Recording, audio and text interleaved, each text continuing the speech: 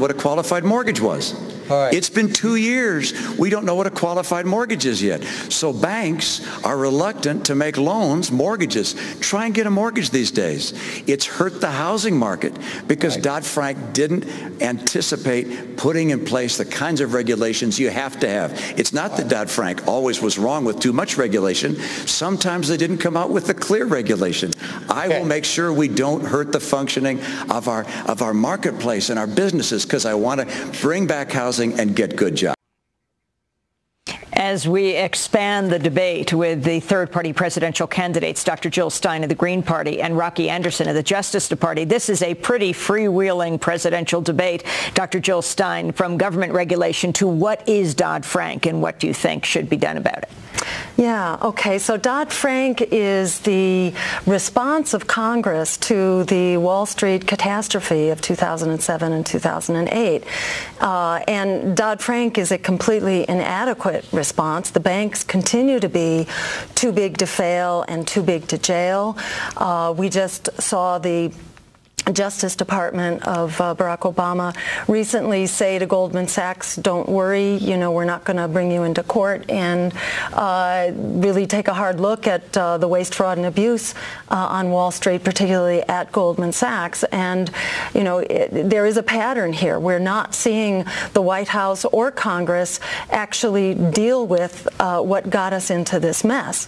And that mess was deregulation, brought to us really by the Clinton administration under Larry Summers as Treasury Secretary. And under Summers, we had the rollback of the protections put in place after the Great Depression. So those protections were the Glass-Steagall Act, the separation of commercial banks and investment banks. And Larry Summers basically killed that and also opened up a whole new area of derivatives, essentially a kind of betting that would not be subject to transparency or to regulation. And these two developments really laid the groundwork for the crisis on Wall Street.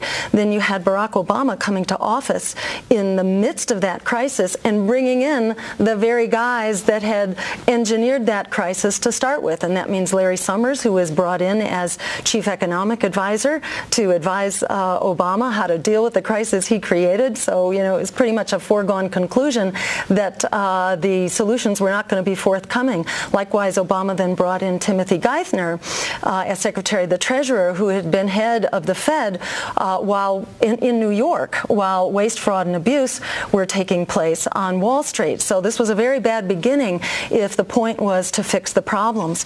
And then I must say, not only did Dodd-Frank not solve the problem, but the president, went on to reappoint the same head of the Fed, Bernanke, who has continued to bail out Wall Street over and over again. Rocky Anderson. And just to finish, we don't need to... Instead of bailing out the big banks, we need to be breaking up the banks, creating public banks and state and municipal banks to actually provide the credit and help jumpstart our economy. We are expanding the debate. Hashtag expand the debate. Our feed to the PBS satellite and PBS stations is ending now. For those of you watching on those stations, you can catch the final hour of this exclusive Democracy Now! Inclusive Expand the Debate coverage at our website, democracynow.org. But we are staying with this debate right to the end. And I thank all of you for joining us, but we're continuing this debate. Rocky Anderson, your response. It is astounding to me to hear Mitt Romney talk about Dodd-Frank as being too much regulation. The fact is, it was watered down unbelievably by the lobbyists for these same banks that took this country and so many of us to the cleaners.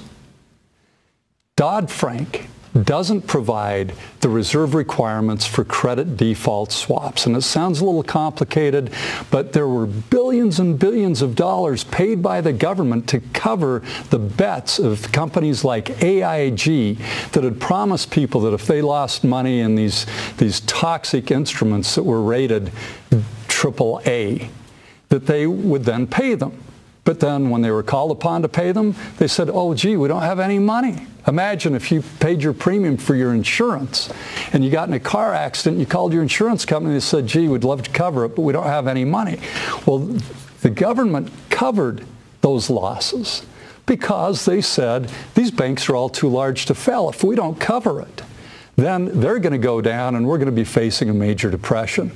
So the Dallas branch of the Federal Reserve agrees with Jill Stein and me. You have to break up the banks that are considered too large to fail. So if they engage in these risky activities, again, they engage in this sort of gambling that shouldn't have been allowed in the first place. But it was only allowed because of the deregulation by the Democrats and the Republicans. It was probably at its apex during the Clinton administration, but both of these parties have been in bed with the financial industry. But we need to break up those banks. So if they engage in that kind of conduct, they go down, and we're not going to bail them out. We also need to restore Glass-Steagall. We've talked about that, so that you don't have these combinations of commercial banks and investment banks and the insurance companies to boot.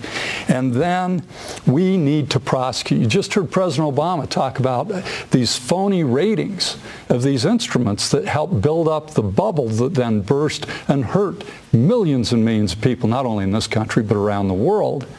And yet, he received more money from Wall Street 4 years ago than any candidate has ever received, and they got a really good return on their investment because not only do we not have adequate regulation, not only has he not proposed breaking up the banks that are too large to fail, but his administration hasn't prosecuted one of these people for their massive financial fraud that caused so much tragedy for the people of this country. Let's go to presidential debate moderator Jim Lehrer. I think we